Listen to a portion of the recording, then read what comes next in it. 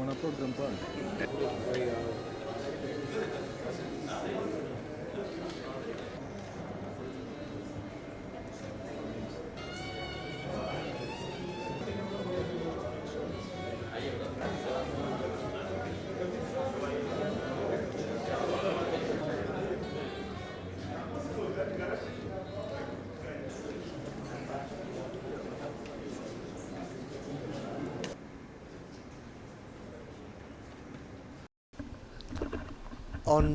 On the micro insurance is that this region has seen in the last few years disasters of climatic natures that are coming up more often. If you go back to the major droughts that we have seen in this region, one was 2010, 2011. The next one was 16, 17, and then we had the from late 20 to 2022. So every 5 years we are seeing a really major drought, and the region economy is mainly dependent on rainfed agriculture and pastoralism, both dependent on rain, climate.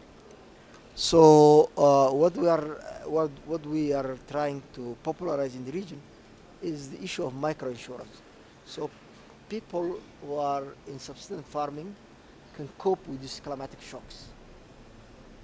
The second one is a transboundary pest.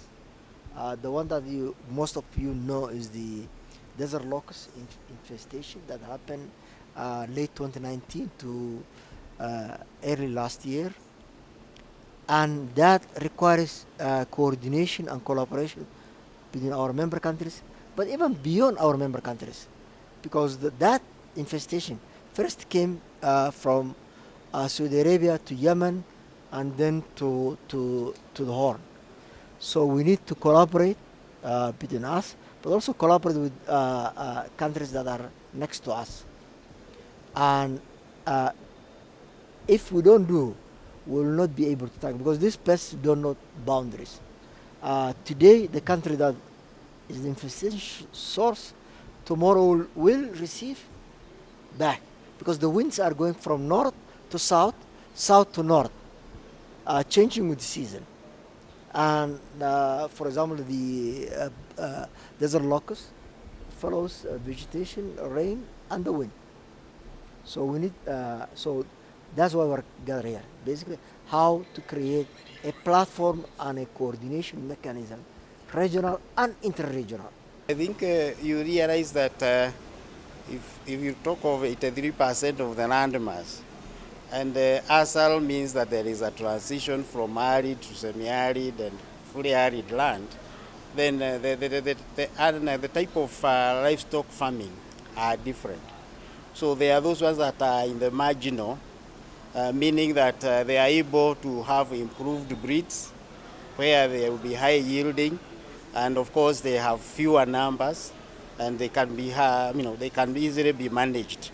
And that is where the government now comes up with interventions like water points and also animal health facilities for disease control and all that. But in the pastoralist case, where they migrate from one area to the other, then you may not first of all start looking at the breed, because improving the breed still will not solve that problem. But we are trying to come up with some corridors, so that as they migrate from one area to the other, then they are able to get a kind of a center where there will be health facilities for human and livestock. There will be feed where they can buy some feed. There will be water and all that, so that with the time they are sure that they walk for 10 kilometers, they will get a facility where they can now restock their needs. Previously, of course, they just walk in the wilderness. They are not sure where they are going. Also, trying to guide them using the GPSs and all that, where pastures are, so that they are not just looking for pasture, but they are guided on where to access the pasture. So this is a transition.